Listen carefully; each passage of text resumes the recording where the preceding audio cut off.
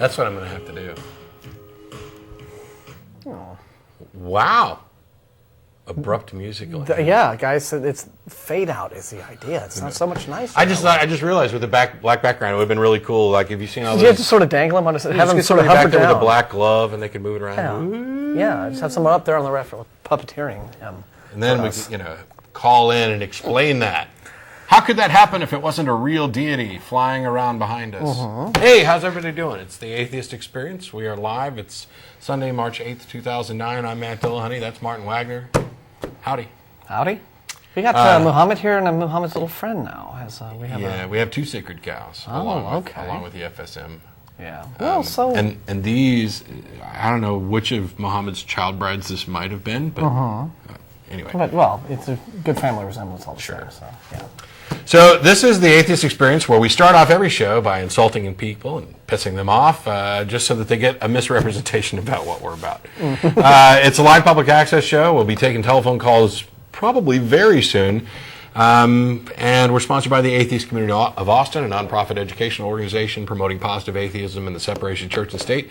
And the ACA has weekly meetings every Sunday at Romeo's on Barton Springs Road, beginning around 11:30, except for the first Sunday of the month when we host a lecture series at the Austin History Center located at the corner of 9th and Guadalupe. And for those who are curious, no, I don't have to write this stuff down anymore. Yeah, it just sort of. I still do have notes, though, just in case. There isn't going to be a lecture for April. And in May, in lieu of the lecture, the ACA will be having its annual elections, where we will elect the board of directors, the new president, vice president, etc. And so, by the way, if you're an ACA member, your membership expired. Right. And dues are dues. There's more information at the website about joining and participating and the voting and everything else. The audio portion of this program is available for download and as a podcast. You can go to atheist-experience.com for more information about that. We stream the show live every week over the interwebs. It's a series of tubes, and sometimes they get clogged because there are so many people tuning in to watch the stream, which is wicked cool. More every week, it seems. You can find out more about that by going to the Atheist Experience website. The address is down at the bottom of the screen, ustream.tv. No, that's actually not right. That's not the full address. That's like hey, here's what we're doing. Well, they can just go to atheistexperience.com, and there's the link to the stream at the top of the TV show site. Which is good stuff. The full version of the video is available, not live, over Google Video, at least for now. And there are a number of clips being posted by fans around the world, and we're greatly appreciative of their efforts. Because there's just more work that needs to be done than the small group of volunteers could possibly ever do. And part of that also goes to email. There's a frequently asked questions page at the Atheist Community website, along with news about the organization and everything else it does. Some of that I'll get to in a second. If you want to, you can email tv@atheist-community.org. That goes to myself, the co-host, some of the people behind the scenes, a few other people who just said, hey, I want to be on the TV list. But don't everybody start asking, because you're not going to get it on the TV list. I'm talking about some ACA folks. I should clarify that as well. If you don't get through on the telephone today, or you don't want to, or I don't know what the deal is. Maybe you're not willing to call in and tell us what you believe and why, or defend your beliefs. Maybe you're not interested in having a discussion. Maybe you think we're just going to be mean and hang up on you, which I think I can point you to some videos that show that that's not always the case. You can go to the frequently asked questions portion of the ACA website, or you can email that link at the bottom of your screen right now, tv@atheist-community.org.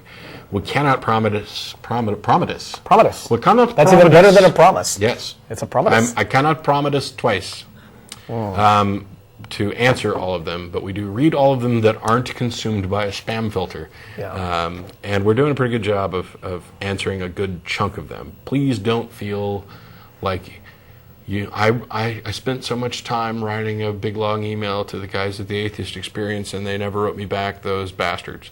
Evidently my email was worthless.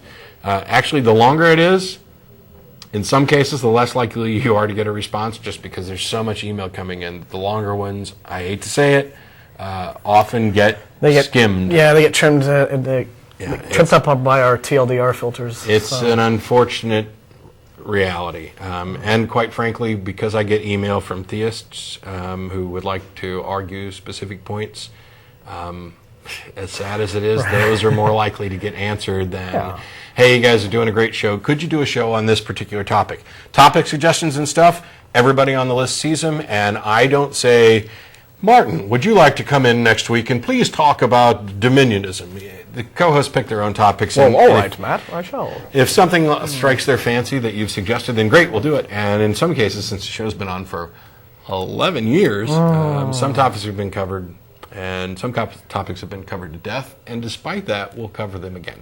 Yes, if you missed that show 7.5 years ago, that's just your problem. Well, you're entirely to blame.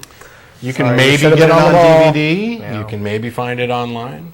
Lots of cool stuff. Yeah. In addition to this program, the ACA also sponsors a bi-weekly internet audio podcast called The Nonprofits. That's PHETS. We were live yesterday. We'll be live again on the 21st.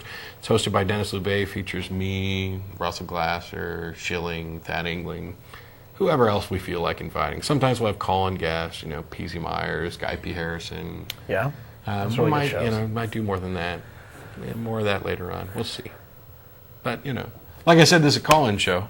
That's what it is. And we're going to put the number up very shortly. Martin's got some stuff to go over, and I still haven't made it all the way through the announcements, unfortunately. Well, that's all right. I mean, people just sort of let it flow organically. I will rocket the rest of this. Are you ready?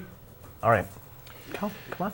We'll put up the number shortly. After this program's over, everybody gets together for dinner, goes down to Threadgill's on Riverside Drive. The address is up on your screen. Any atheist or atheist-friendly person is welcome to join us at any of our events. You don't have to be a member to attend, but if you come down to preach, proselytize, or provoke, please don't. You can call in. You can email tv@atheist-community.org. The number will be up on your screen in a little while. The ACA, in addition to these events and the podcast, also engages in a number of endeavors throughout the year, including Atheist Happy Hour every week at the Dog and Duck Pub at 17th and Guadalupe, beginning around 7 o'clock on Thursdays. And last Friday was the ACA annual pub crawl event. Which I flaked and missed out on. Damn it, I'm still upset about that. That's all right. We had a good time. Yes, I know. And there's lots of other events going on. We have the ACA blood drive at a regular time. We're taking food donations. If you come to an ACA event and you want to bring some extra food to give out to the homeless, we would greatly appreciate it. And we have street cleanup efforts and other stuff that you can find out at the website. And, that's all I need to say. Well, we got through those pretty well. Welcome. Hello. Oh, what are we about? Martin, what are we about? Well, I'm about 5.5 feet tall. You're about the same. And Not about the same. I'm an inch shy of 6 foot tall. I'm skeptical. Oh, maybe. Okay. What are we about? Well, we're about talking to people about this interesting thing called religion and belief and disbelief and non-belief. And, I like getting email from fundies. I like getting their newsletters. I like, you can't spell fundy without fun, is always a fun fact. And I got this. I signed up for this ages ago. I don't know if you folks have ever heard of these guys, but they're wonderful. They're among my favorites in sort of the Wackaloon Brigade. You all know about Donald Wildman and the American Family Association and all that. There's a group that's actually crazier. And these guys are led by a Tennessee preacher, I believe he's from Tennessee, a guy named Brandon Howes, and he calls it the Christian Worldview Network. And this is religion taken to the extreme forms of right-wing extremism, and it's all kinds of fun.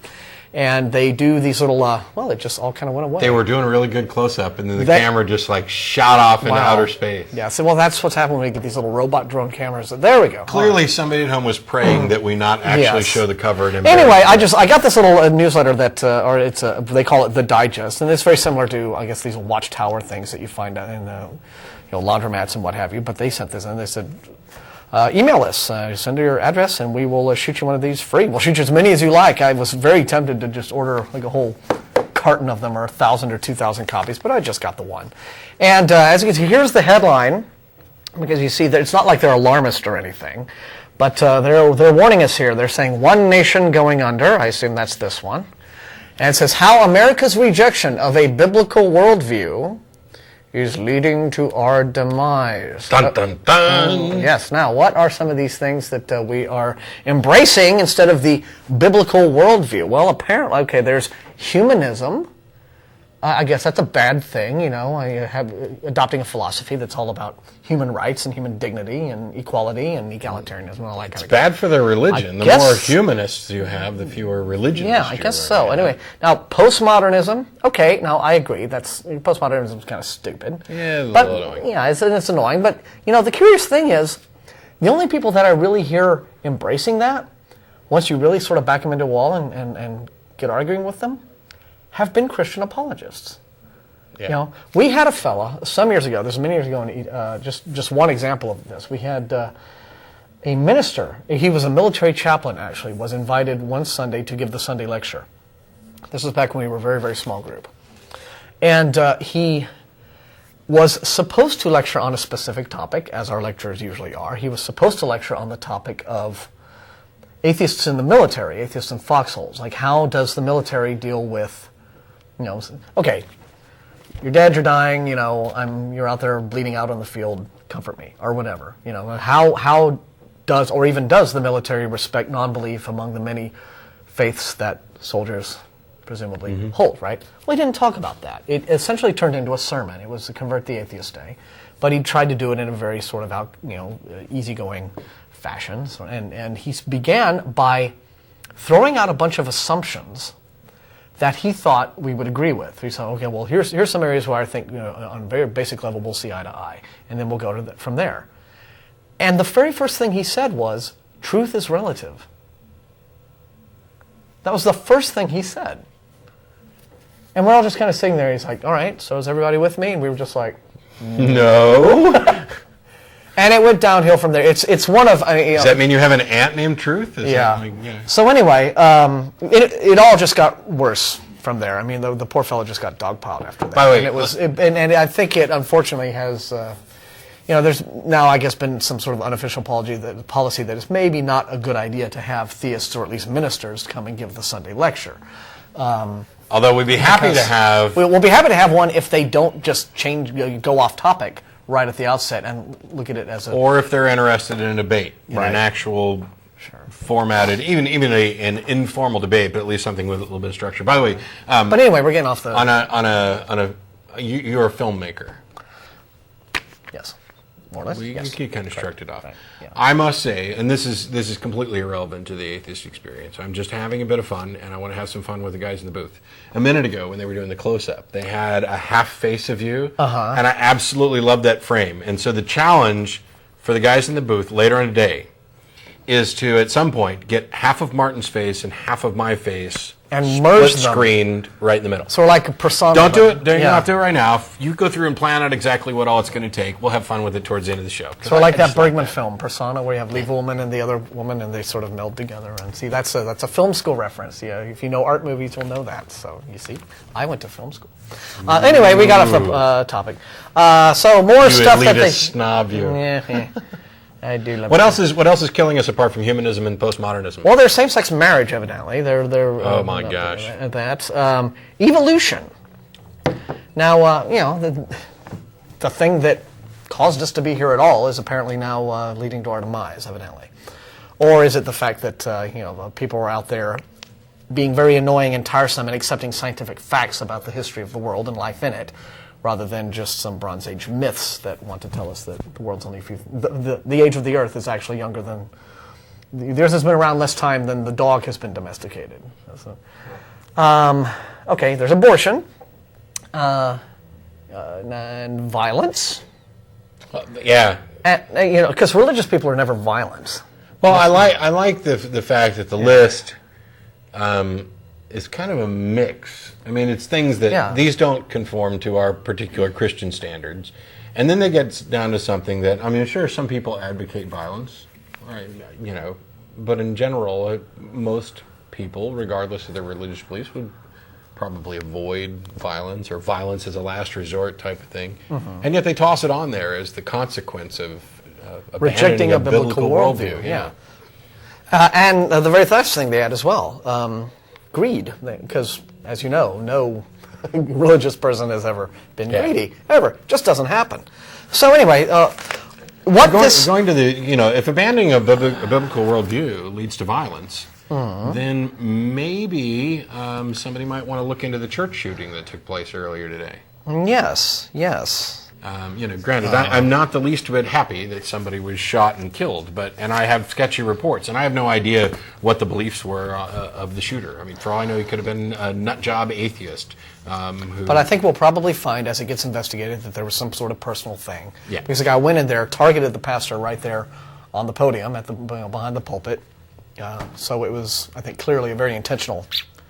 So I think we'll find out that there was some sort of unpleasant personal stuff going on. The curious thing for me in this was that he fired evidently like 4 shots at the pastor, and the pastor's ducking and dodging. I guess deflected a bullet with the Bible, which went up like confetti, but the 4th shot actually hit the pastor and killed him, dead, and then the gun jammed. And there was a quote, I don't have it in front of me, and I can't say that it's accurate, but I will say that it's representative of stuff we've all heard before, from the associate minister or a minister in another church in the area that basically said, it was the same drivel, you hear at times like this all over the place. It was, God allows these types of tragedies to happen because he needs to allow us to exercise our free will. And while we may not understand it, and this may be a mystery, we can absolutely know that God has our best interest in mind, or that with God everything's going to work out. That may be the most contradictory statement I think I've ever heard, depending on how he phrased it. Because if your God must allow free will, and cannot intervene without violating free will, then praying for people is completely useless. If your daughter, by the way, is heading out to spring break, and you're concerned about her well-being, that she not go down and become a drunken, statistical, rape victim type thing, you shouldn't bother praying about it at all, because you would be praying for God to violate the free will of these rapists. Right. Well, that's clearly he doesn't want to do it for gunmen. I don't know why you'd think he'd want to do it. This is why the whole appeal to free will as a defense against the problem of evil is so pathetic, because it only takes into account the free will of the bad guy. Right. I mean, presumably victims have free will too, and their free will is telling them, "Help! I don't want to be victimized." Well, the pastor, but apparently that's of no consequence to God. And so. So now what you have is essentially a God who favors the free will, as it were, of evil people, and not of good people, of criminals and not their victims. I see that. I don't know that it's complete, because like the pastor's free will wasn't violated. His desire to keep living was violated, but he was able to act. He ducked and dodged, and it's not like God held him in place for the bullet to come in. But what's the difference? I mean, if you're going to pray to God and he's not going to protect, I don't know, your pastor or whoever you're praying for from the bullet of a madman, isn't that the rough equivalent of like holding him in place and saying, "Hey, go ahead and shoot"? Yeah, but another thing that they don't realize also when they try to make that argument, or that excuse as I call it, because it really isn't much of an argument, is that free will is not the same thing as action. Right? I mean, free will simply refers to your ability to think in a certain way and decide, I want to do this kind of thing, or I decide that you want to have a certain set of opinions or beliefs or attitudes. But it does not have anything to do with your ability to act. Like if the police swoop down and bust a local, terrorist cell who are planning to blow up a bridge or something, or the FBI or whoever does that, and they haul them all off to jail. Well, have they inhibited the terrorists' free will? Well, not really. I mean, the terrorists still desire to commit their crime. They still want to wreak havoc. They still want to blow up bridges and kill people and hurt people for whatever their cause is. The only thing that's been interfered with is their ability to act upon their free will. Big difference between free will and action. So that's another reason why the whole appeal to free will just doesn't wash. Yeah, but you made a good point too. Is that the same people who say that God cannot interfere with free will, as if it's supposedly this precious and violable thing in all cases, whenever evil occurs, they still want God to interfere with their own free will, or with free will period, or intervene in human affairs every single time they pray. Oh yeah. So. They want They want to have it both ways, and that's so fun. Are they trying to do the effect? No, but I might have thrown them a curve because now the bottom third's messed up, and Frank's in there desperately trying to adjust it. It's so cute. Thanks, Frank. I like the picture. Yeah. Hey, let's. You're a little like dim. There's just sort of like. We should just keep going in and out. And we're just having fun. This is public access. Yeah. It's live. You want to hear what some of this whack job Brandon House thinks about stuff? You want to? Yeah, let's hit it. Well, he apparently has compiled a list He loves the Hitler comparison thing. Oh. He loves that. It's just, I think just essentially all this little digest is it's a whole bunch of ads for his rallies and his DVDs and other, the AFA and other little Christian groups, interspersed with like 5 articles that he's written, which you can probably also find on his website. And they're all by him. And I wanted to echo something that Tracy said recently in a comment on the AE blog. When I had earlier in the week, I did a blog post, again, spoofing this guy. And she mentioned that, for a bunch of people, or at least for one person, but, he's part of a whole little cadre of, ultra right-wing fundagelicals here. It's like for a bunch of people who would no doubt tell you, if you ask them, that they have found in their lives the ultimate in peace and happiness and tranquility. They don't seem very peaceful and happy when you read their writings here. I mean, these are people who are thoroughly immersed in fear and mistrust and suspicion, and they see enemies hiding around every corner, waiting to take them down. They really, really get a lot of mileage out of their desire to think of themselves as victims. And their desire to be martyrs. They really want to be martyrs. But anyway, old Brandon Howes here has come up with, I'm sorry if I keep flipping back and forth because these articles all kind of look alike.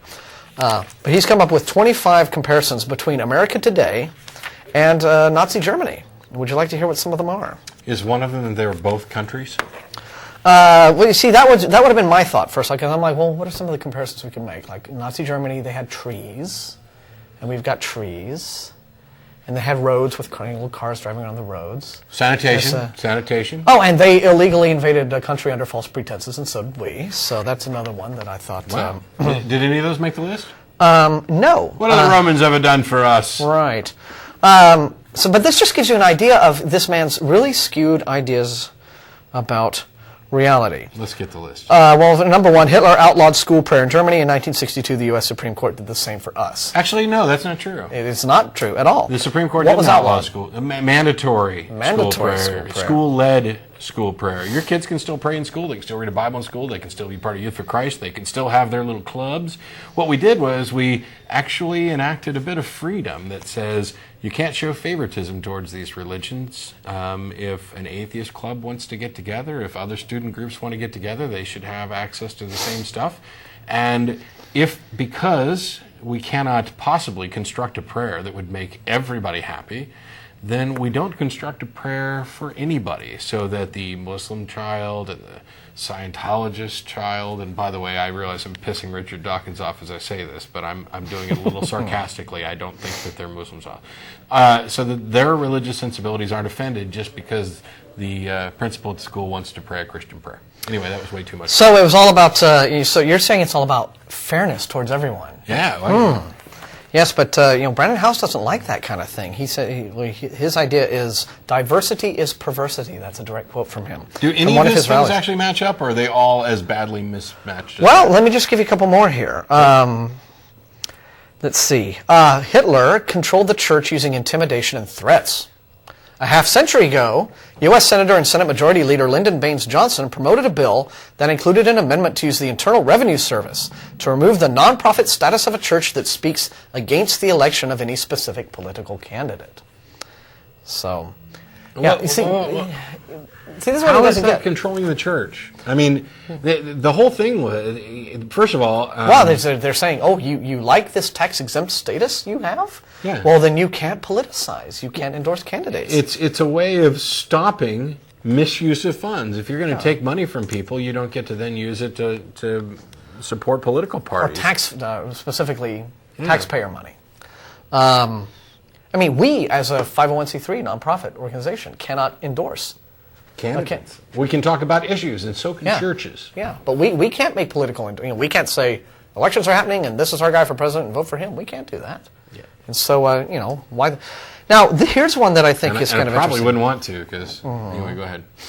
Let's see, here's example number... well, there's of course the obvious comparisons between the Nazi Holocaust and abortion. Now this one's weird. Hitler believed in reincarnation. So do Christians. Well, or resurrection more precisely, but ultimately, coming back from the dead. So why they would consider that a bad thing? But anyway, he says, he even convinced SS officers that by murdering millions of Jews and other, quote, undesirables, they were allowing them to get on with the reincarnation process and come back more quickly in an advanced status. And then and how does that compare to us? Well, apparently Americans increasingly accept the idea of reincarnation as well as good and bad karma. All right, now didn't we just have a report from this church in Missouri where the shooting was? Talking about, again, bad excuses for bad things happening. You know, God allowed the shooting to occur because da-da-da-da-da-da-da, right? And yet here, presumably, we're being told that Hitler had all of these excuses justifying, you know, why it would be a good idea to kill the Jews. Which, by the way, I haven't, you know, I've read up some. I'm not an expert on it, but I have read up quite a bit on, you know, the Third Reich, and ultimately, I think that the whole reincarnation process really was of no consequence whatsoever to Hitler. He just wanted the Jews gone. Right? I mean, the big thing is that, you know, you're talking about. Let's say this was true. It was about saving Germany. It was about protecting. No, let's say that Brannon's accusation is true. Let's that say Hitler true. used reincarnation for this. Who's using reincarnation for anything remotely similar in our country? I mean, the fact that to the extent somebody. I mean, this is like the atheist claim. You know, oh, Hitler was an atheist. No, he wasn't. I mean, you might as well be saying Hitler had a mustache. So people with mustaches are bad. Or if Hitler was a vegetarian. Yeah. Or he loved his dog. You know, I mean, so dog lovers must all be Nazis. Yeah. Yeah, it's nuts. And even if you're right that more people in the United States are accepting reincarnation, it's hardly the dominant or predominant theory. And by the way, you haven't demonstrated that there's anything wrong with it or that it's necessarily evil. You're just making, hey, look, this happened. It's something I consider evil. And look, something similar to it's happening here. So therefore, watch out. Now, here's one where I think he probably missed the irony of what he was writing, because he inadvertently compares himself now to the Nazis, not the... where he says, pastors who spoke against Hitler's worldview and his murderous regime found themselves on trial and frequently imprisoned for, quote, abuse of pulpit. In America, hate crime legislation has the potential to criminalize Christians and pastors who speak out against the homosexual agenda. He didn't. No, he's not. No.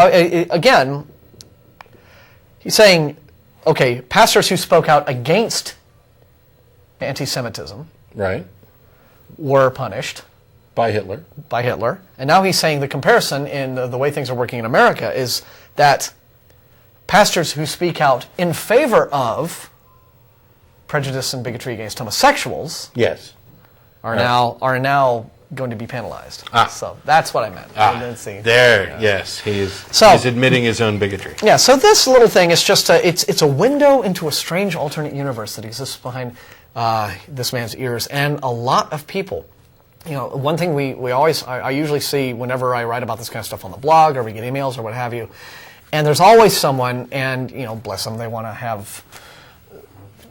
They really want to believe in the better aspects of humanity. They don't want to think that anyone can really be this horrible and this stupid and this knuckleheaded, and that it must all be an act. It must be a put on. He's just doing this to sell DVDs to the rubes, and he really doesn't believe all this kind of stuff he's saying. No, I think he does. I think he really has. I think these folks are pathological. They really have convinced themselves of this strange world that they think they're living in. So it's a little alarming, but it's worth kind of knowing what's out there. I don't see that these folks are any kind of tangible threat, but they're certainly a nuisance, and it certainly is the kind of thing that I think really does need to stand up, to be stood up to, and to be spoken out against, and to be challenged every time, because it's very easy. I think when a lot of atheists say, "Oh, well, he can't really mean it," or guys like Ray Comfort, well, no one can be that stupid. It's all just a big put-up job so that he can, make money. No, I really think that this sort of thing is really what goes on in the heads of these folks. They really do have these beliefs and attitudes and this outlook on humanity. This is what they call their Christian worldview. And of course, to make any criticism of their worldview, sounds sort of invalid right out of the gate. They want to be postmodern in their own little way and say, well, that's just your atheist worldview or your materialist worldview or your other worldview. Yeah. Well, we have the Christian worldview, and there's more of us, so we win. Truth becomes a popularity contest at that point with these people. But it's certainly worth checking this kind of stuff out. I write about this sort of thing rather frequently on the Atheist Experience blog, which there may be the URL for up on screen there. But I don't know. I just thought it would be fun to kind of bring this by. a window into a very scary, strange world, and maybe I'll be commenting on some more of this stuff and things that appear on their website where the real fun happens on occasion on the blog. So there we go. Yay. Hey, we're going to start taking callers. We are. Before, I want to say a couple things, and that we'll put the number up again. Right now, the lines are full. After the show's over, we get together and we go to dinner down at Threadgill's on Riverside. We've been on for half an hour, so I figured I'd better note that. The address is up on your screen. We're on the air till 6 o'clock. We'll be down there around 6:30 or so. Any atheist or atheist-friendly person is welcome to attend. I'm going to start this by apologizing to you in advance. And you will get, Martin. Yes. And you will get plenty of time with the calls, and I'm not going to be dominating. But I'm getting ready to do something, so I'm apologizing in advance. Oh. Yeah. I'm also going to apologize to Ed. Hey, you there, Ed? Hey. How you doing? Pretty good. How you doing? I'm going to apologize to you in advance because you're calling in to continue something that we discussed before. Oh, you don't remember? Oh, I remember, and my answer is going to be fairly short, but... We talked about the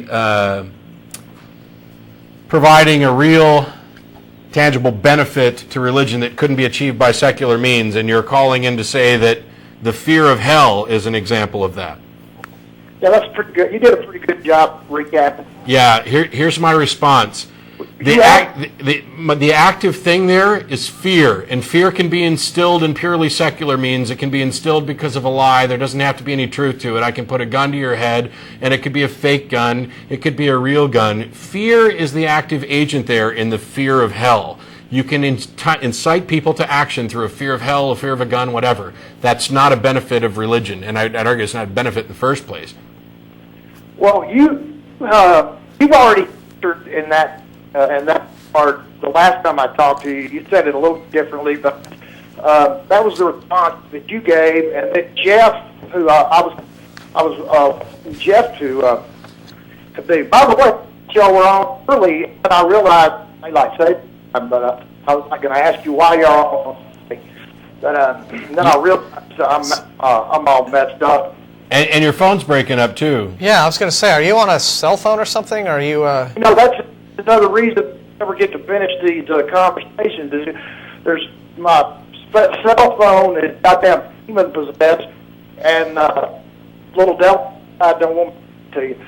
But anyway, you said that last time, and I just can't believe that you think that that the idea of omniscient, all-knowing, punishing God replaced by some kind of human threat. I absolutely believe that, because I believe that the idea of an omniscient, all-knowing, punishing God is a fabrication and therefore secular. And I'm talking about there has to be something true behind it in order to be able to demonstrate. I could make up anything. I could make up a God right now and claim that it's all-knowing. And the actual threat, though, is a secular threat. I'm not saying that religion has no benefits. I've always said that religion has benefits. I'm saying that there aren't real benefits of religion that cannot also be achieved through secular means. And as long as that's the case, why not jettison all the crap baggage that comes with religion and work on solving problems and dealing with issues from a secular point of view? Yeah, that's a different doctor. But I still don't understand how what you're saying. I thought I did, now I don't, because I don't believe that the criminal justice system, which threats of capital punishment or torture or whatever, I don't think that can replace. Replace what? This nation is 75 to 80% Christian. Do you think that the only people in jails are people who didn't believe in a God? Clearly, the threat that you're talking about is ineffective as well. You are understand. You're assuming that I'm saying something that I'm not saying. Okay. I'm not saying that the belief in hell makes people good. I'm saying it may have a benefit. It may have an anthropological survival mechanism. And I'm saying that you haven't demonstrated that there is a benefit, and you also haven't demonstrated that this benefit is exclusive to religion and tied to its truth. Well, that a lie of any origin couldn't be just as effective, if not more effective. Well, the second part that you say I haven't demonstrated, to me seems self-evident. It seems self-evident. Let me finish. It seems I didn't say a word. Well, I'll hang up on your ass if you do that again. Let him go. I know See you- what he has to say. I'm kidding, Ed. I'm kidding, Ed. Go ahead. Come on now. You know, Go ahead. I know you love me. Anyway, God, you messed me up, man. I'm sorry. By the way, changing the subject. Oh, I know please. last week you said you didn't ever want to talk about this again, but and I'm not going to talk about it. But some guy called in. You talked to somebody, and I want to know what the hell is tag. Transcendental argument for the existence of God. Well, I tell you what, I had a goddamn headache till Tuesday after I listened to that shit, man. So, Mine's still going on. So. Yeah. I had to go get drunk. Is that what Christian apologetics is? Evidently, and by the way, there's a Christian apologetics conference in town here in Austin on March 21st. It's like an all-day Saturday thing at a church in town. Oh man, somebody needs to pray for them people because Yeah, because that's effective. messed up. Can't be any. Can I flip a coin for those people instead? It can't hurt. Hey, your phone's breaking up, Ed. Anything that'll work. Well, look, man, I'm gonna call you on a landline sometime because I want to finish this. Because I tell you, on my way to, you owe me a damn dinner, and Okay. I think you're too cheap to pay for it. Um, I have met your challenge. You haven't come close to meeting my challenge, and the fact that you would call me too cheap to pay for it is absolutely asinine considering the number of dinners that I buy just at random for people because I enjoy doing it. Ed, I would be happy to buy you a Happy Meal.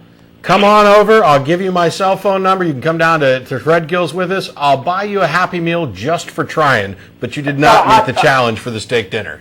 I got a hot date tonight. I bet. With an atheist, I might add. But anyway. Not the All smartest right, one man. I've ever God bless you. Y'all have a good show. Thanks, Ed. Bye-bye. Okay, now you're up. I'm sorry. So I'm done with this. No, I mean, you're up with whatever. I have fun with it. All right. So his idea was that he was trying to meet your challenge of, is there a benefit that religion provides that cannot be provided through secular means? And he thinks fear of hell is that. And presumably he thinks that because, if people are told they'll go to hell if they do bad stuff, then maybe they won't do bad stuff. Yeah. But people still do bad stuff, and a lot of people who are profoundly religious do bad stuff, and they simply couch it in ways that they convince themselves, God's okay with this because we're either, we're either God's people or whatever sort of excuse they come up with to justify and rationalize, they'll do it all the same. So Ed's argument, and to steal from a little Blackadder with apologies, is he's basically saying that something that is largely ineffective is slightly more effective than something else that might possibly be effective. Yeah, whatever. Look, to clarify the challenge, and this is why I don't think it could ever be met. What I'm saying is that religion has benefits. What I'm looking for is an example of a real, tangible benefit that can only be achieved by the truth of a religion, not the assertion of a religion. Because if you can achieve it through asserting religion A, B, and C, but only religion A is the true one, let's say, but it's just as effective in B and C, then you've really done something where the truth of the religion is not a factor. So are you saying then that the benefit has to... How do you distinguish between a quote unquote true religion and one that isn't? Well, I would say that the truth the truth of the religion in what way? Are you saying that? No. I'm saying that this is the testimony, the evidence for the truth of it. For example, you get 10 religions together, and they all pray to their God in some kind of test scenario. And if religion A comes out with a success rate that far exceeds those others, that is greater than chance, then now you've got a real benefit of this religion that testifies to the truth of it. In other words, testifies to the truth of that religion's God existing? The effectiveness of it. Or just the effectiveness of the religion as some sort of social... Right, because when we find out that, for example, prayer works, when people say that, what we find is that it doesn't work better than chance, but in the situations where prayer may appear to be effective, it is along the same, it doesn't matter which God you pray to, which tells us that it's not the God or the religion involved. In those cases, it is the very act of praying. It is not distinct from meditating or calming down and things like that. And that's why I'm saying that, okay, in those areas where there is a benefit, we know we can achieve those same benefits through purely secular means. And the reason I present this challenge in the first place is because it is important for us to identify what's the real cause. If we find a real benefit, we need to find the real cause. If the real cause is that there's a God up there that is enacting this and doing this and whatever else, that's valuable information. But if the real cause that this is the way our mind works, this is the way the brain, this is the steps that you take to do something effectively, that is the knowledge that is critical, because now we can continue down that path to find better and better ways of doing it. That's the whole thing. Okay. You want to get to callers? Why not? Yeah, let's see callers. some other folks who have been waiting for a while. Yeah, Tyler in Atlanta. Hello, how are you guys doing? How you doing, Tyler? Thanks for calling. Oh, thank you for having me. I appreciate it. I talked to a guy who was on there last week. His name is Chris. I think he talked to you guys about souls. Yeah. And I think you guys weren't really catching on to what he was saying, so I had to talk to him for a couple of hours to try and figure out what he was saying. But I've been in an extended email conversation with him for the last week. Oh man, I thought he was kidding when he said he was going to email you. No, and we've traded emails several times. Oh really? Mm-hmm. Anything interesting he said, or could you relate to it, or was it just the same nonsense over and over? Is this guy Chris attempting to give you evidence for souls? Yes. Okay. And his evidence for souls is that he's convinced that he has one, and that it's just something he feels, and he thinks everybody should feel this. That's the evidence for a soul. And nothing has even come close to going beyond that. He's tried to present some arguments that go down lines, and from there, but there's no headway. No headway. If we assume that souls, and by the way, his argument that he continues with is flawed. I even granted his, just to demonstrate this, his assertion that souls exist, and he's saying, if a soul exists, blah, blah, blah, blah, blah, blah, blah, then therefore God exists, or God is more likely to exist. And that's simply not true. For example, what he is calling a soul, this sense of self, or the identity that could possibly continue after somebody dies, is indistinguishable from what, for example, a Buddhist might say is involved in the process of reincarnation.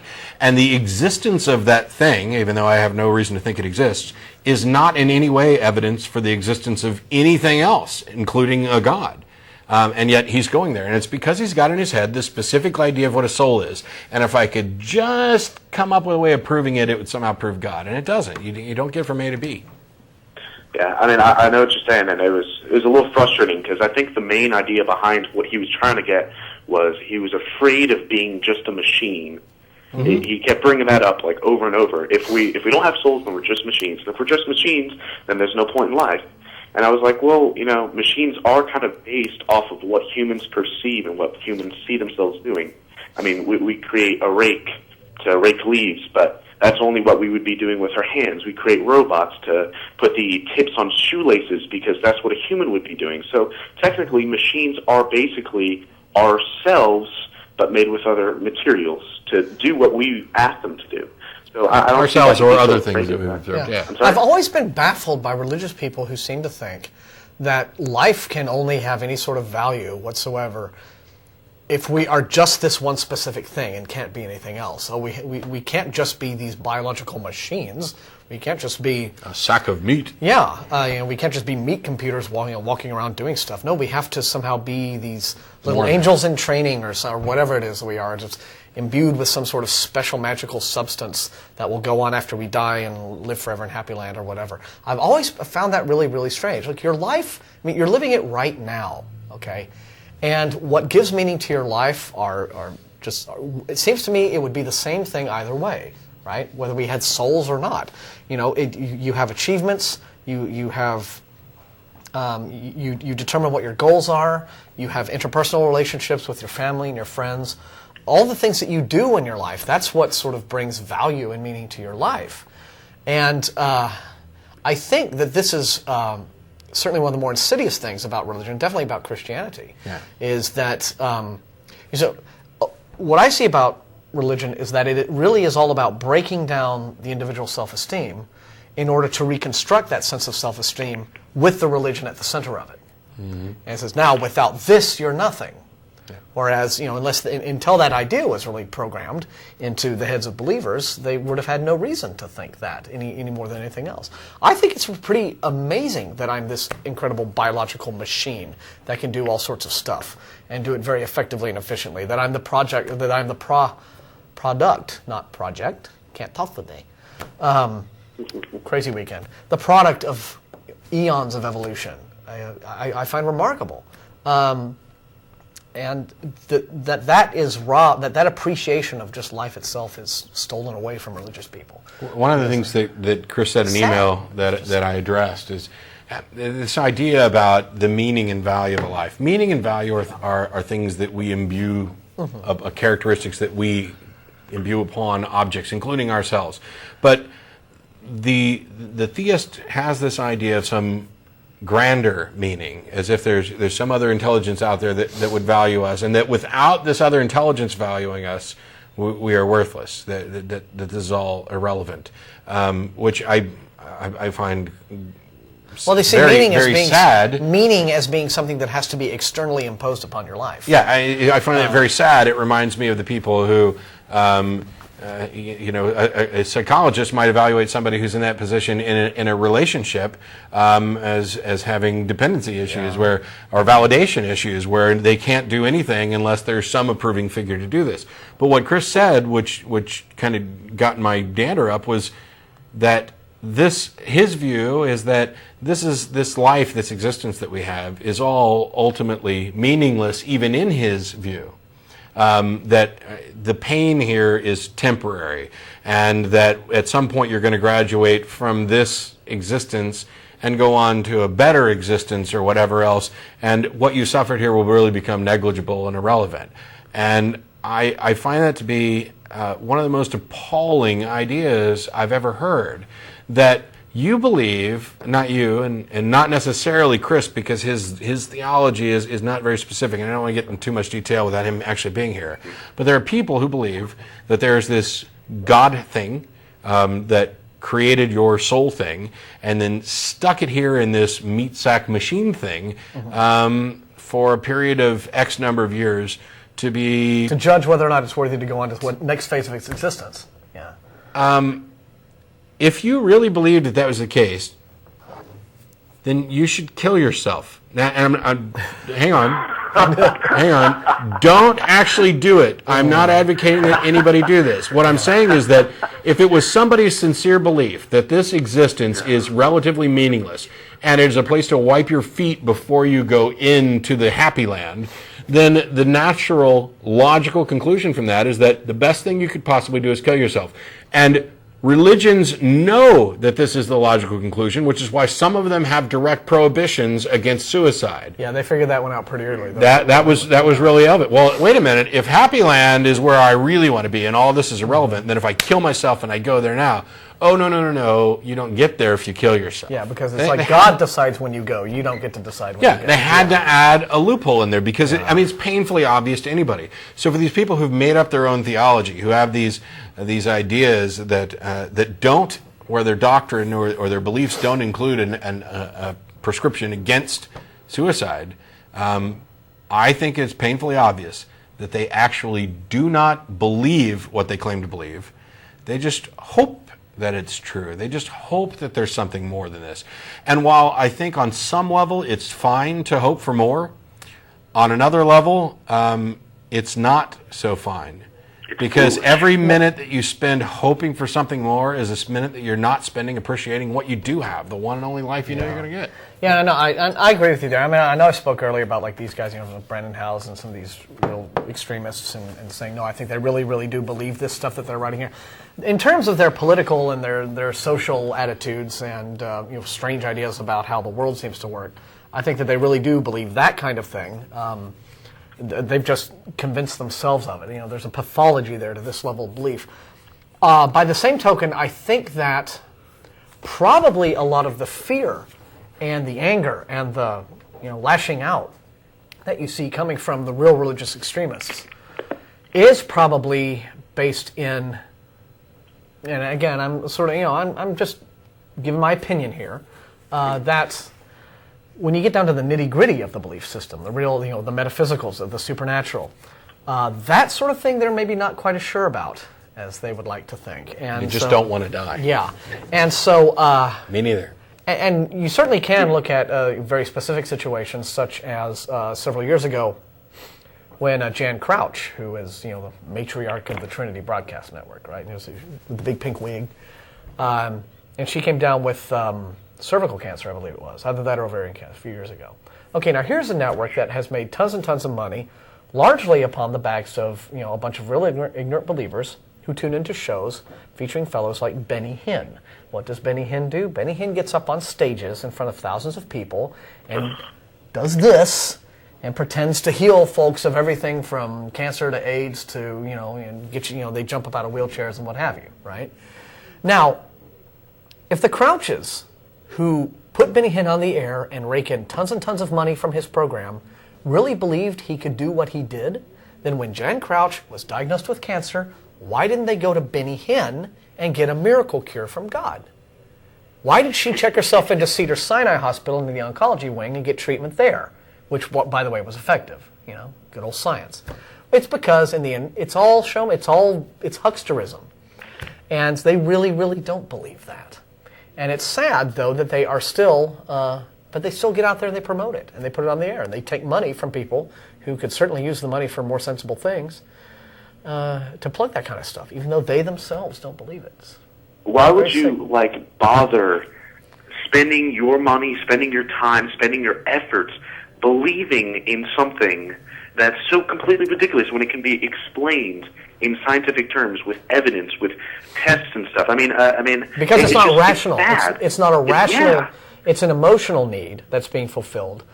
Emotions are going to get you killed. If you keep doing that sort of stuff. You have to understand, faith is hope and desire mistaken for knowledge.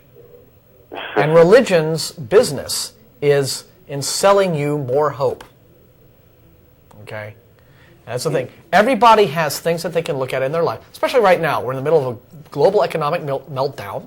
Thank you, Republicans. Okay? And so a lot of people are feeling very hopeless. All right? Oh, did I make a political statement? That's just my own. Not representative AC or anything like that. So okay. A lot of people are feeling that they don't have a whole lot of hope in their lives. So, what did I read on the news? Religion alone doesn't do this. Again, psychics right now are making tons of money because investors don't know what's going to happen to their money and their investment. They don't know what's going to happen to their futures and their 401k and their IRAs or what have you. So they go to psychics now who just and pay them money to just comfort them, sell them hope. It's not an emotional process. It is an emotional process. It's not a rational one. To be fair and nonpartisan, both parties have completely screwed up. Yes, that's both true. of the major parties have completely screwed up. It just happened to be one of them was in charge at the time when the big screw up occurred. Yeah, the Dems pretty much signed anyway, off on everything. Go ahead, Tyler, because I want to let you get a word in here, and then we'll move on. Yeah, sure. Well, I was just going to say that's kind of sad that you're going to spend all that money on someone who's going to tell you the future, someone who's going to prophesize things for you, when you can just, spend half of that money, go down and get something that will actually make you feel better, like a season pass to Six Flags or a 12-pack of beer. I can think of so many better things that would make me happy than some creepy lady with long fingernails telling me that there's going to be good things going on in my life and then bad things. And That's because you're willing to be satisfied by temporary happiness, and these people are looking for the permanent happiness. That pot of gold that doesn't exist. This idea that I'm going to be happy forever someday. I'm going to live forever someday. I'm going to live forever and be happy someday. Oh my gosh, how awesome is that? It's a myth. It's silly. Eternal LSD. That's an eternal LSD. You're living on the vision that something amazing is going to be going on in your life forever, when in reality you're just walking around the room grabbing things and being afraid of something that's in the corner of the room that's not there. Yeah. Well, they just spoken like a man of experience. Yeah. They don't like not being sure, and they don't like being insecure. And religion is all. Who does? Yeah. I don't like not being sure. But I am not sure about all kinds of things. But the intelligent thing to do is just realize that that's part of life, and you go through ups and downs, and Hey, guess what? I'm not sure, and neither is anybody else. And so, what's the best thing I can do is try to find out with using good critical thinking skills, good So I'm happy all the time, evidence-finding just skills sit around the house all day and smoke dope. to actually get myself to a position where I'm more sure or less unsure. Yeah. But Yeah. thanks for calling, Tyler. Appreciate it. Oh, thank you. I appreciate it. Y'all have some fun. Hopefully another person will call in and they'll be like, God is real, and have some funny excuse for why. Well, we'll see. We'll see. We may have. Whoops. I think Tyler was getting ready to say something else. Oh, thank you for calling, Tyler. Oh, well. We've got, is it Forrest in Springfield? Yes, yep. How you doing? Very well. Anyway, am I live? Yes, sir. You are. You are live. Oh, okay. Hi. Either that or the best Turing machine ever.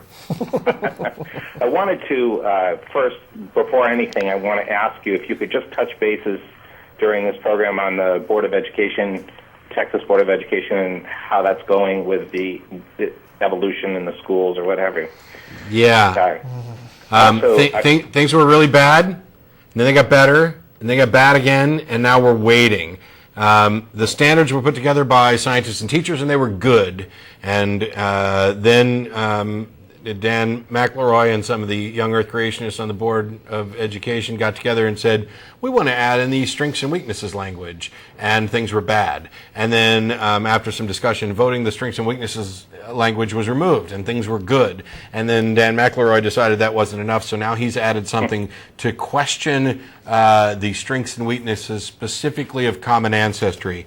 That rider, as far as I know, is still on there. The vote is coming up.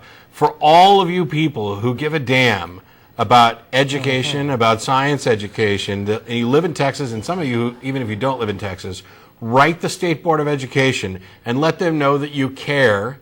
Get in touch with groups like Texas Freedom Network, Texas Citizens for Science Education, to find out what, if anything, you can do. It may be as simple as sending an email or writing a letter, because I guarantee you that the anti-evolutionist crowd is busy contacting the State Board of Education to congratulate them on standing up for cultural diversity or whatever. Diversity of academic thought. freedom. Academic freedom. Yeah, whatever nonsense That's the they're most trying to use. insidious thing about the whole thing. You know, they are presenting themselves, of course, as being the champions of academic freedom. Right? Now, are there And links it's, on your website? On the ACA website, there's probably not a link, but I imagine TFN.org is the Texas Freedom Network. They're like the top dogs in terms of, keeping an eye on this sort of thing and keeping tabs on how things are going with the SBOE. TFN.org, you said? Yeah, TFN.org is the Texas Freedom Network. Good group. Okay. Also, there's, I believe, TexScience.org is the website for Texas Citizens for Science. and you've got blog posts up. And I do, and well. on the Atheist Experience blog, whenever SBOE stuff comes up that I think is interesting and worthwhile, I'll do little posts there. And one thing that I did read recently is that the reason the SBOE got so bad, to where nearly half the membership of the SBOE is a bunch of right-wing creationists, young Earth creationists, fundamentalist Christian ideologues. The reason it got that bad is because historically, don't want to sound partisan here, but this just tends to be how, the bowling pins tend to fall. On the Republican side is where the right-wing creationists tend to go, not so much on the Democratic side. But the Democrats in the state of Texas have never really considered the SBOE to be a particularly important election to concentrate their efforts on. They've set their sights higher on more, legislative stuff. So they've kind of ignored the SBOE, and as a result, we now have this SBOE, which has become fodder for late-night comedians. It is really a laughingstock and very shameful. And so one thing that I have read recently is that there appear to be some folks who are about to announce that they're going to challenge, when it comes to re-election time, some of the real right-wing stalwarts, like Cynthia Dunbar, who wrote this editorial for the Christian Worldview Network, their website, basically saying that Obama was in league with terrorists, which caused such a furor that even these people who will post anything, there is no limit to the crazy that they will, post on their website. Even they took it down, saying that harms our credibility. When you have the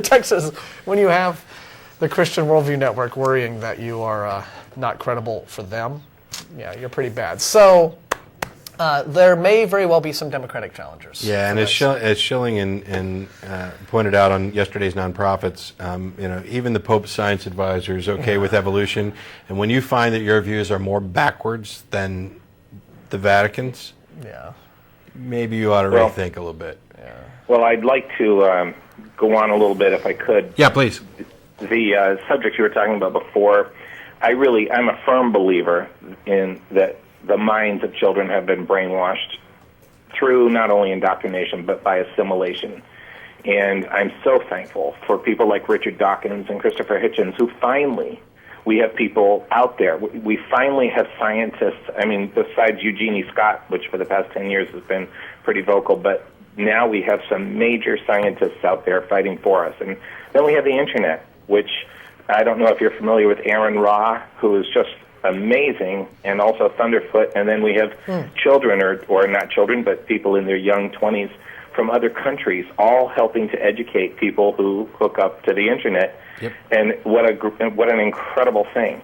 We also, I really feel that we need to begin to start holding ministers accountable and priests, and not even give them any sort of credibility whatsoever. I mean, these people are liars, they're charlatans, they're false teachers, they're false preachers, everything that the New Testament tells you to beware of, and they're out there. I've personally spoken to about 30, because I make it a mission of mine to go out there and find what is in the minds of these ministers. Yeah. And I really have yet to find The problem one. is proving it. Oh, if you go and you speak to them about what the tenets of Jesus was supposed to be, such as being truthful and honest, then you get to the core of them. I have one-on-ones with these ministers, and I'll tell you, the vast majority of them do not take the Bible literally, but they don't think that the people can handle it. Oh, and frankly, I'm fed up with that, and I'm angry about that, and I'm angry that I was misled as a child by these people. And so I think that I'd like to call on atheists to, the next time you see a minister, ask them if you can talk to them for an hour. Let them know that we're beginning to get really angry. It is out of control. We don't live in the Bronze Age anymore, yet we're forcing children to think like Bronze Age people in this world of high science and technology. And thankful that we have the internet, and thankful we have people from other countries. Peace. Yeah. Thanks. Thanks for your call. Good call, Forrest. Appreciate it. Yeah, I think he's got a good point, but I think that, the thing to do is hold the anger in check, right? And just engage, challenge them on an intellectual level. We talked about this a little bit at the pub crawl. I had a conversation with some people who were like, I don't like Dawkins too much because he's a little too forceful. Have any of you ever seen Gordon Ramsay? The guy's an ass. On Kitchen Nightmares, the F word, everything else. He is demanding, precise, meticulous, but you love him. He is there for one reason, to create good food, and he's not going to tolerate any half-assedness. I'm sure he plays it up a little bit extra on TV. But the thing is, he's not just forthright, he's an outright ass to people in order to get them to appreciate quality, effort. And while Dawkins doesn't come anywhere near that, I appreciate the fact that there are people out there that are willing to do that. Because for every person who has abandoned superstitious thought through an application of reason and critical thinking, there's somebody else who had to take a different route. And one of those viable routes begins with ridicule. Sorry, but there are kids on the bus who stop believing in Santa Claus when the older kids tease them about it. That's the trigger that gets them to say, wow, could I really be so mistaken? And what we've done is we've created a society where in general we are kind of hands-off about it. Was taboo to talk about religion, and you don't insult people's religion. And now, by the way, we have the United Nations attempting to pass a binding resolution that would pretty much eliminate the rights of individuals to criticize religions. It's appalling. It's absolutely appalling. If that passes as a binding resolution, not that it really has any teeth, and we talked about this on Nonprofits, so I'm not going to go into great detail. If that happens, I guarantee you there will be a special edition of the Atheist Experience that sets out to violate in every way possible that binding resolution, because how dare you sacrifice the very principles that that organization was supposed to be founded to ensure, to better the world, by kowtowing to people who'd rather not have their feelings hurt because their particular superstition is being picked on by somebody else. Yeah, and as Dawkins has taken to pointing out in some of his most recent lectures, our feelings are hurt. We're offended. They're pretty much down to that now. That's kind of all they've got, more or less. And if this binding resolution passes, I will personally write the president and tell him, I think the United States now needs to withdraw from the United Nations. We're only posturing by being in the United Nations in the first place. Yeah, it's sort of, I'd say this, if anything can get me on the conservative side of the not like in the UN, it's something like this. Well, we've disregarded UN stuff whenever it suited us anyway. But this is just, it's pure violation of, I think, one of our most precious basic freedoms, which is speech, thought, the ability to engage others with different points of view. And so, somebody's having fun in the control room. So anyway, look at the screen. Oh, they're doing it? Wait, I'm not matched up. Hang on. We got the wrong side. Yeah, and you need to I should back up. Closer to me. Wow, it's weird. It's sort of like you're. What is happening? What is happening? I'm changing. All right, there's callers waiting.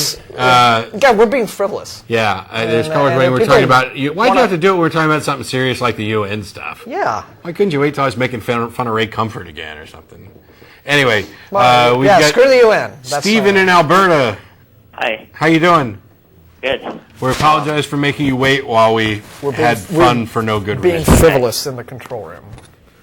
Because we told them to. I'm a bit nervous. No, go ahead.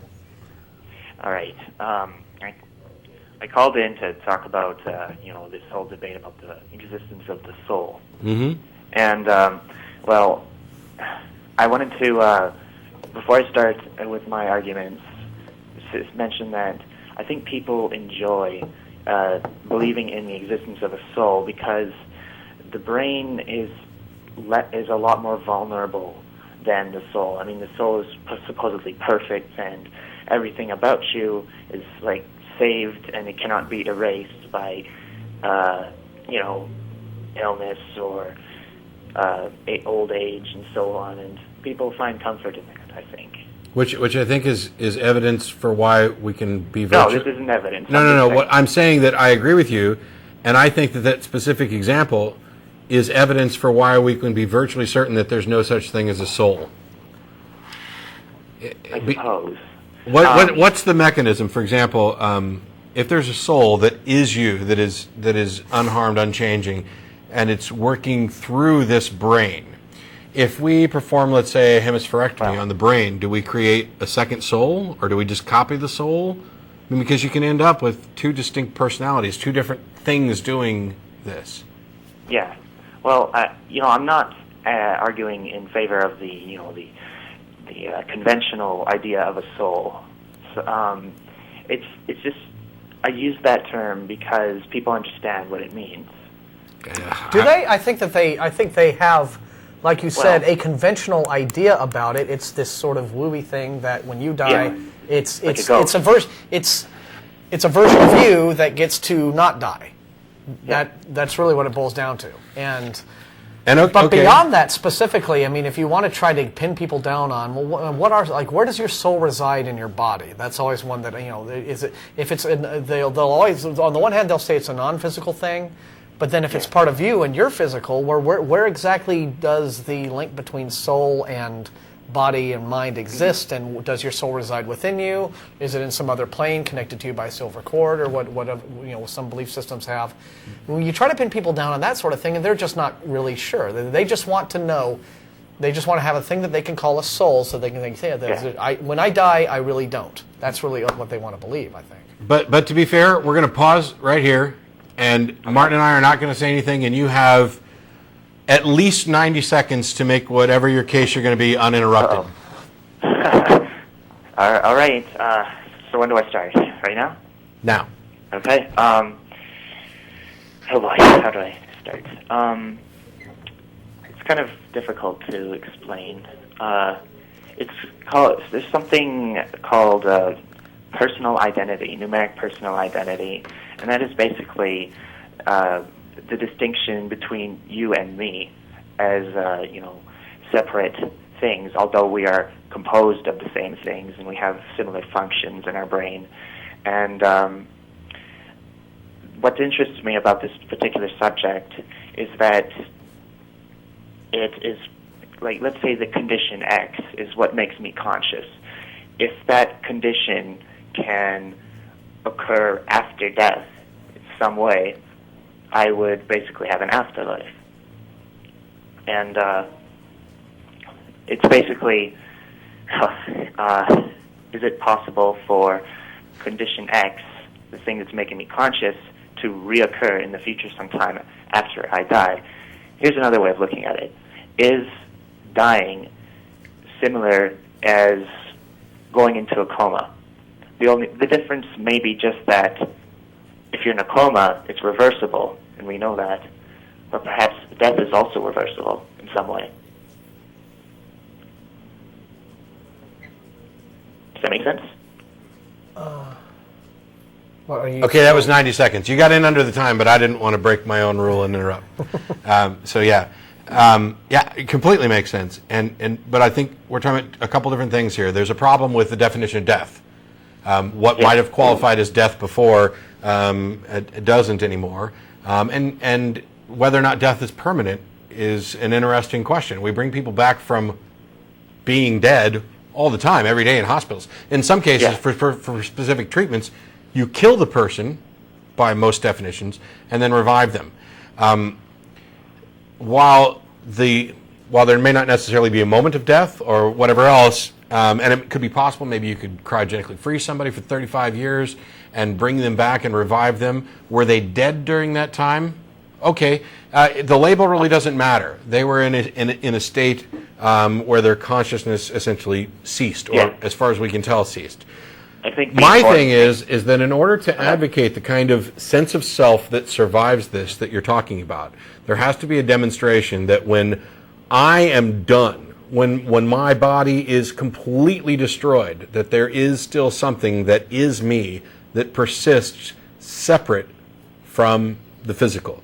And the mere fact that people have been dead and revived, or that we have very sloppy definitions of these things, doesn't come close to doing it.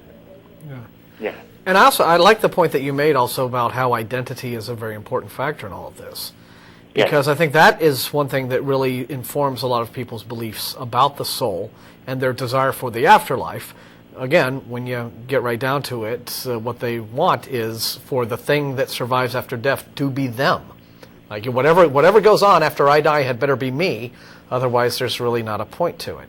And if you wanted to, going back to your cryogenic example, well, of course, it's, staple of science fiction, and some people out there, I think, actually doing it or trying to, like, arrange to have their heads frozen or something after they die.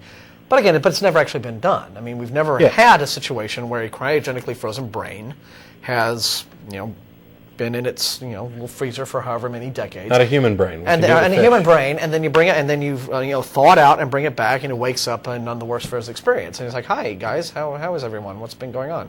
And it's still the person. You can have situations where people can be in comas, or not even in comas. A person can have an accident and suffer a severe brain injury, and their whole personality changes. They're literally a different person, whereas before they were outgoing and friendly, now they're very short-tempered and cranky and antisocial, and that kind of thing has happened. And so where they've lost memories, where they've lost an understanding of everything that made them who they were, as far as identity, has been lost. Yeah. So is that guy still him? Did we wipe the soul, or is this soul still the same entity now trapped in a body that acts and does things different from it? Okay. I can't come up with any kind of... Go ahead. Sorry, am I interrupting you? No, go ahead. Go, your turn. Okay. I just put the phone away from my ear for a second. I was going to say that there's a difference between qualitative identity and numeric identity. Sorry, qualitative identity is basically what. Hang on a like second, big Stephen, description because of you. I can't hear you, and I don't know if the people on the stream can hear you. or We not. suddenly lost our speaker in here, and they're working on that. Give us a second. And something- before somebody emails me about this, we did go out and buy a new speaker. This is a different issue. Yeah. Yeah, we get So emails. you guys can't. No, you're back. You're All right. back. Okay. Okay. Continue, please. Okay. When I mentioned identity, I meant numeric identity, not qualitative identity. Qualitative identity is basically something that can describe things about you, while numeric identity is basically like how to go to describe it. A equals Suppose there A? are two twins. There may be no telling them apart, but there are two of them, Yes. and they're not numerically identical, That's but fine. they may be qualitatively identical. Yeah, that's fine. So, now, the thing is that it seems like numeric identity is necessary for an explanation of consciousness in terms of, like, what brain will be me from one moment to the next, and so on. Sure. So, but the thing is, sorry, I had a bit too much caffeine. Yeah, I'm a bit Yeah. jittery. So are you really you right now? That's the question. of it. No, keep going, Stephen. Well, You're I fine. hope so. But the difficulty is that a reductive explanation of mind would need to eliminate numeric identity as a part of the explanation. Why? Because a numeric identity is something that, by the logic that defines identity, cannot be divided into smaller parts. So it's something it'd be better to explain in email. Okay.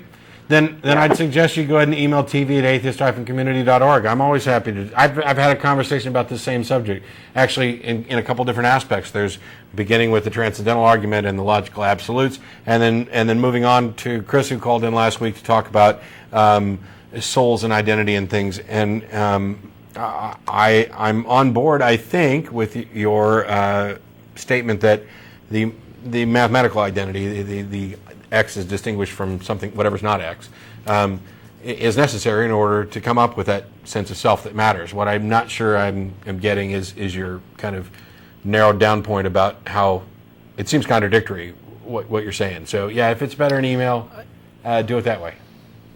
Yeah. That's fine. Okay. Yeah. That's fine. We don't have to keep people under the gun, and I'm not gonna. I may even agree with you depending on what you're actually saying. I mean, it's not like people. Yeah, I mean, do you understand what I'm saying? Or I am not being understand very clear? what I think you're saying so far. Okay. And So, there are things. I didn't rehearse for this or anything. So No, that's fine. Send me an email. We can talk about it more. There are things though in the conversation. For example, when the guy called in, there was a point that Jen wanted to talk about, and you can think about this, and we'll move on to other callers, and maybe you can explain how this fits in with what you're talking about as well. But the original caller was talking about this sense of self, and that this was evidence for the existence of a soul. And we can talk all day long about brain trauma that changes who you are in the sense of self. But Jen's point was that this sense of self, this sense that I am a mind and you are a different mind, is something that is distinctly missing in autistic individuals. And does this mean, and this may not relate to what you're talking about, but for Chris, does this mean that those people don't have a soul by your definition? I don't think so. Yeah, But- it's a puzzling thing. And we got like 11 minutes, actually less than like 10 minutes left, and a bunch of people on. Talk to a couple other people. So go ahead and feel free to email us, and thanks a lot for calling, Yeah. Stephen. Appreciate it. All right, no problem. As a reminder, we'll be going to dinner at Threadgill's after the show is over. The address is on the screen. Any atheist or atheist-friendly person is welcome to come down and have some good eats and food and drink and visit and chat. And eat. But if you're coming down to present the transcendental argument for the existence of God, Then you're paying for everyone's dinner. you're not going to get to sit next to me. I've beaten that to death. I'm still willing to talk Yeah. about it in email. I'm still willing to talk about anything in email, but Yeah. let me eat my dinner, please. I know. It's the type that, he's got so bogged down on minutiae when it seems to me that there's just very, very easy brief ways to take tag down Careful. and say, but, Careful, Martin. I know. You and I might come to blows here in a minute. We've got, is it Darius in Napa? Hi. Darius? Darius? Yeah, either way is fine. There are like 4 different ways of pronouncing my name. That's not Darius. Yeah. like Darius, the good The classic cool Roman guy from pronunciation. Napa, California. What do you got? How you doing? Hi. I'm just calling because I basically have always been an atheist, like ever since I was a little kid, ever since I can remember. So I don't really have any experience or any understanding of, religions, like firsthand. And I was wondering, what are the emotional, bases behind faith and things, and maybe are there studies that talk about emotional reasons for believing in religion? I know you've already gone over several reasons in the show. I was just sort of curious if there was any actual studies done about it. Well, Shermer wrote a book. Michael Shermer, editor of Skeptic magazine, wrote a book, How We Believe, where he tackled this very question, and he interviewed tons and tons of folks from a whole bunch of different religious traditions and discussed the reasons that they gave for why they believed. And so, yeah, it's been studied, and by sociologists and on both sides of the fence. It's a really complicated issue, and you're probably not going to find studies. If I'm understanding what you're looking for, you're probably not going to find too many studies that specifically address it. And here's why. Most people would find it insulting to do some kind of, most people of certain religions would find it insulting to try and do some kind of scientific study to figure out what is the origin of this peculiar thing we call religion, because to them the origin is obvious. There is a God, and this is true and self-evident or evident by looking at trees or air or whatever. Arguments for trees. So you've got a number of different classifications here, and there are studies going on. There are people who've done studies on the efficacy of prayer. And of course, as I mentioned earlier, we find out that it's about as useful as flipping a coin, and it doesn't matter which coin you flip, just like it doesn't matter which God you pray to. There are other people working in neuroscience areas that are doing amazing work to learn how the brain works, and not just this idea of a God gene, which, by the way, is a slight misrepresentation of what was actually being discussed, but in the idea if we figure out where the brain goes wrong, then we can learn where the brain goes right. And from there, you can go ahead and analyze any belief, any thought. It doesn't matter. I'm not saying that, we're trying to find out why religions went wrong. No, that's not the assumption that's made at all. We're trying to figure out how the brain works, what are the explanations for these things. Science doesn't go in. It's not like there's a group of scientists out there who've said, religion is so clearly some kind of superstitious nonsense. Let's figure out exactly which brain disease these people might have. No. Although I'd love to see someone just come out, big headline. Quite frankly, I think I could list a few that might qualify. Religion determined to be elaborate brain disease. Studies forthcoming. But understanding how the brain works, I mean, there are people who are looking at really interesting things, which is where I talked about hemispherectomies that result in 2 different personalities. There, electroshock that wipes out memories and personalities, and therefore you're creating almost a new individual from scratch. There's really cool diseases like not diseases, I guess, conditions like synesthesia, where you might smell numbers, or a number might have a color or a shape, or things like that, about how the brain works.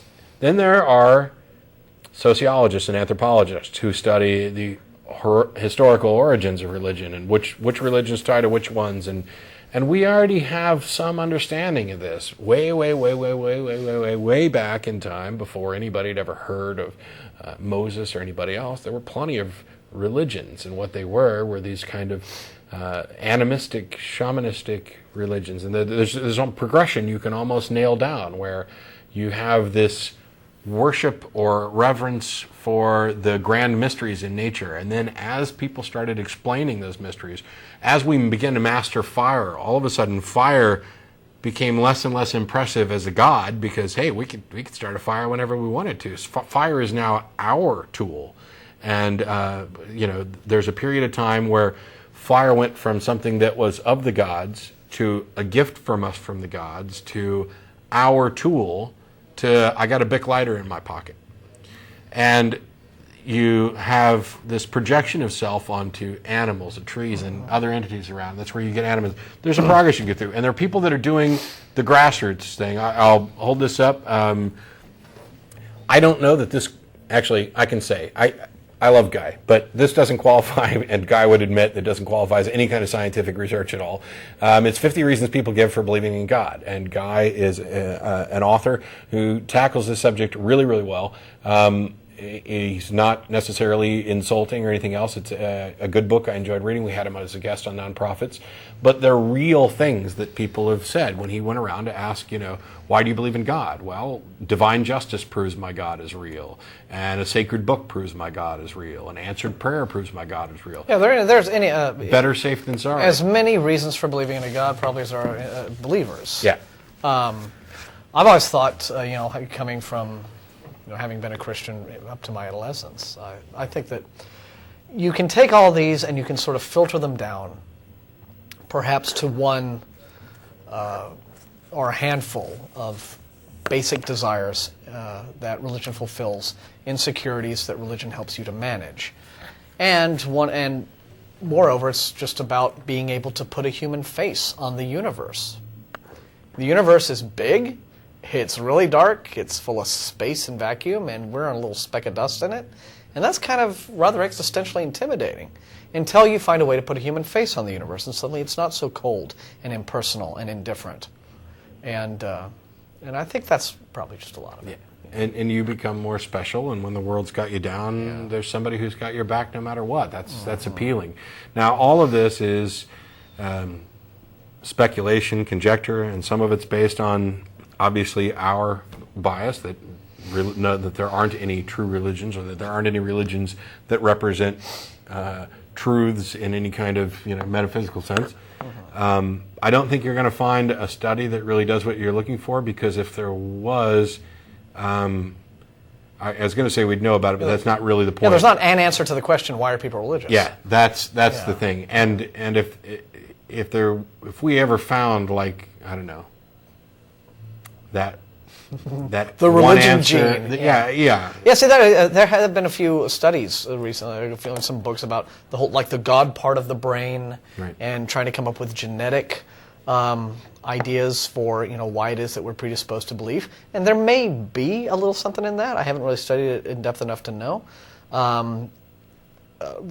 Right off the bat, I don't know that I'd necessarily find it an altogether convincing idea, or even a necessary one. You know what? We're babbling on, and the real answer is, I don't know if it's out there or not. I'm unaware of it. And no religion is as cool as having a cow on your shoulder. And I got to let you go, Darius. I'm sorry, we're out of time. We got 30 seconds left in the show. We're going down to Threadgill shortly. If you're in the Austin area and you're not coming down to, I don't know, be mean, feel free to do so. There's the crew.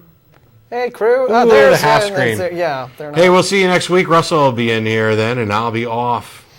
Be safe. Say goodbye, Moo.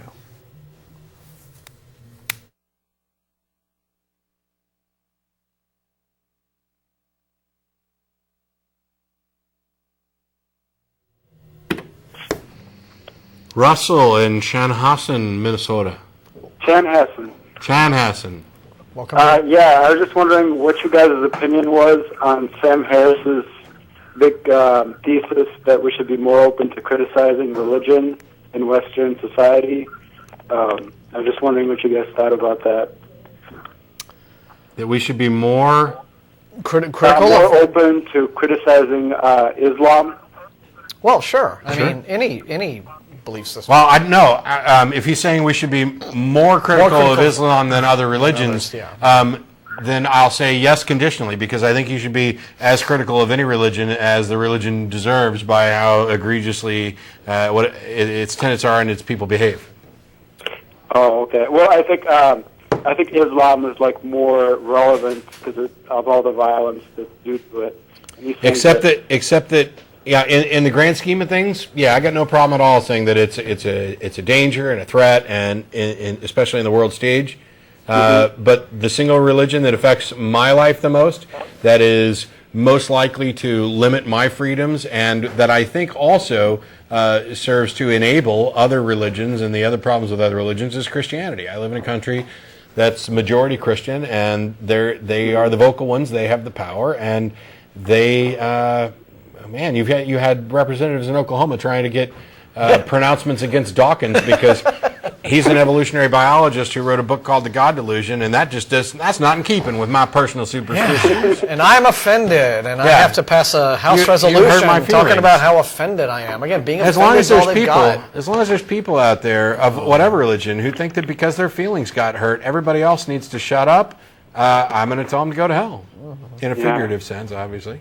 And what do you guys think of like the UN resolution that they're trying to pass to ban blasphemy against Islam, and specifically Islam? We just talked about that on the show. We talked about it on the show earlier, and we talked about it on yesterday's Nonprofits. Yeah. I'm absolutely livid, Yeah. which you can tell by my expression, I'm sure. But what I said was that if this thing actually passes, there will be a special edition of the Atheist Experience where I go out of my way to violate every aspect of that resolution. And right down to pulling my dick out. And I think that we, I think the U.S. should withdraw from the UN if that passes. You know, I think everybody should. Yeah, I'll write. Everybody who cares about freedom. I mean, don't get me wrong. I actually don't expect anything to come of it. I probably won't actually pull my penis out and put it on the show. But the thing is that freedom, the UN was a great idea. The principles there, they haven't even been able, from what I understand, to get the Universal Declaration of Human Rights passed as a binding agreement, and yet somehow they're going to push through the Universal Declaration of shut the fuck up. Yeah. How does this happen? I'll tell you what happened. Pakistan is the one who proposed this, at least based on what I was reading, and they basically said, there's too many people who are down on Islam, and so since we don't want to shape up, we'll go ahead and see if we can't tell everybody that they need to shut up. Yeah, I fucking hate it, everything about it. Yeah. Okay, thanks for your opinion. Thanks, Russell. Yeah, I pretty much had it with you. Yeah. On line 3, who are you? Would that be me? That's you. That's me. This is Mike in New York. How's it going, guys? Mike in New York. What's up? How you doing? I'm good. I just wanted to get your opinion on something real quick. We had Fred Phelps come to our area just a little while ago to protest. I guess he said Barack Obama was the Antichrist and all this other stuff. And so really? He wanted to come to the local black. You're breaking up there. I couldn't hear you. Go ahead. He was coming. He wanted to come to the school here that was mostly black kids to tell them that they were little beasts and that kind of stuff. So, anyways, there were a whole bunch of churches and a bunch of secular groups and everything, and myself and a few atheists in our little atheist group got together to plan a counter-protest. And spent several weeks working on planning for it. Put a good probably 30 hours or so into working on getting everything organized, dealing with the police, dealing with the school district, all this kind of stuff.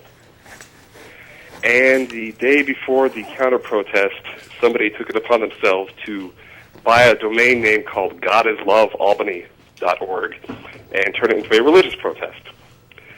And I just, it's kind of aggravating because I put in a whole bunch of work on trying to organize this thing. And then at the very last minute, the atheists were left out in the cold. And I don't know, how would you respond to this? I mean, what would you do in response to that kind of thing? Wow. I don't know. On the one hand, it's fun to watch them eat their own. On the other hand, the Phelpses are well within their rights to do what they're doing. And there's no way I could come off of a rant about the UN's anti-freedom stuff and not point that out. The Phelps family tends to obey the law, get the appropriate permits, and exercise their free speech. And I support their right to do it, even if I think they're a bunch of flaming fucking asshat bigots in what they actually say. And I think that I could probably sit down and have an intelligent conversation and a reasonably enjoyable dinner with Shirley Phelps on some really cool discussions. I realize that some people are going, what? I legitimately think that. You put in the effort to let another voice be heard, and you got trampled all over by somebody else who basically had a bigger megaphone and more money. Right. I think what I would do in your position is contact those people and say, look, we were trying to do this, and we appreciate the fact that you're opposed to Phelps as well, and we recognize that you're a Christian group who's opposed to Phelps, what he has to say or what they have to say, and we're an atheist group. And I think it'd be a really good idea that instead of trampling all over us next time, we actually work together so that we have a unified voice that says, this is asinine. Because I'd love to see the fact that there are Christians that actually stand up and say, no, he doesn't represent me. Right. The lawsuit. Yeah, and right up to the last minute on this thing, I was even involved in helping write up some of the verbiage that they'd be putting out into an ad in the newspaper. They were going to buy a full-page ad, and then somebody else decided to take it upon themselves to do it. To bought a full-page ad with a big logo that says "God is love, God loves everybody." And I don't know. It's kind of aggravating because I put a lot of emotion and effort into this, and my voice wasn't heard. There's another problem here too, and that is, and this is why, and I've pissed some people off by saying this.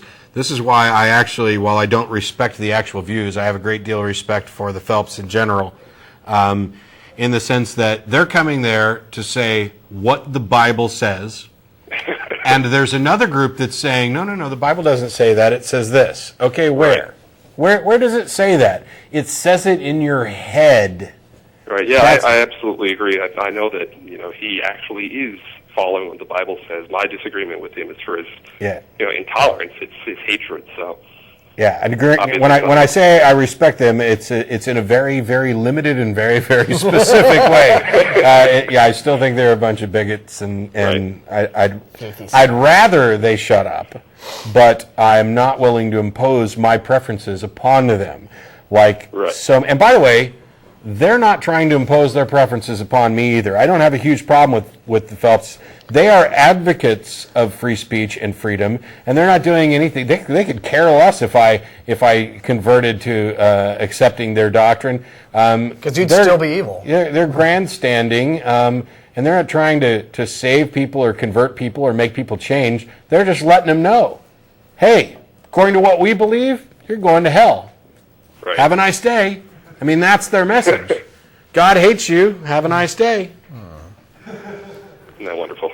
But, apart from that, see if they want to work together next time instead of trampling all over you. It would be nice. It'd be a good, contact the local paper.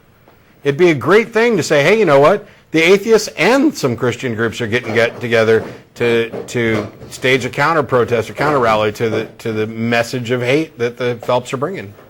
Right, but what I'm running into here is the idea that they're going to see an ad or an editorial or something from an atheist saying, "Hey, what about us? We were in this too," and they're going to think that I'm whining about. Yeah, I don't know that I'd really go that route, but there are ways to do that and still be very effective. And I hope that you are, and that Granted, who knows when they're going to come back. Don't send anything to the local paper or anything, but just contact the person in charge of that particular group and say, hey, look, I know that you aren't very happy with us for not believing in your God, but we happen to be on the same page about this sort of thing, and we actually did put a whole lot of effort into this effort, so, gee, a little bit of credit would have been nice, And is there something else that maybe we agree on that we could work together on? Yeah. I have friends who are ministers.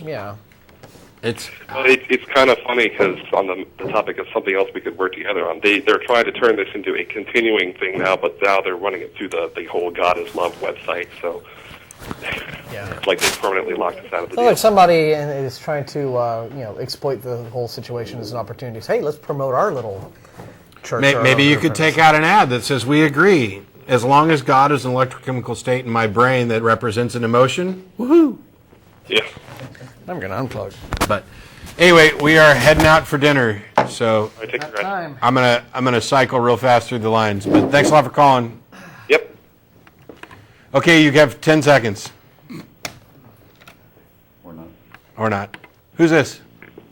Hey, Matt. Yeah, George. Hey, George from New York. I know. I got you down. Hey, to Mike from New York. For crying out loud, email me or something. Yeah. I wanted to say something to you, Matt, real quick. It's a little inside baseball, so I didn't want to call during the show. Regarding nonprofits and TAE, I am a conservative, and the show has never come across to me, either one of them have ever come across to me as being loaded to the left, even though clearly there are not a whole lot of political conservatives involved. I think you folks are fairly scrupulous about being even-handed and not bringing the political stuff in. So if my vote counts for anything, you're good. Well, cool. I appreciate that. And there are others in here. Now, I will say that, and I have no problem at all pointing out what we are and what we aren't.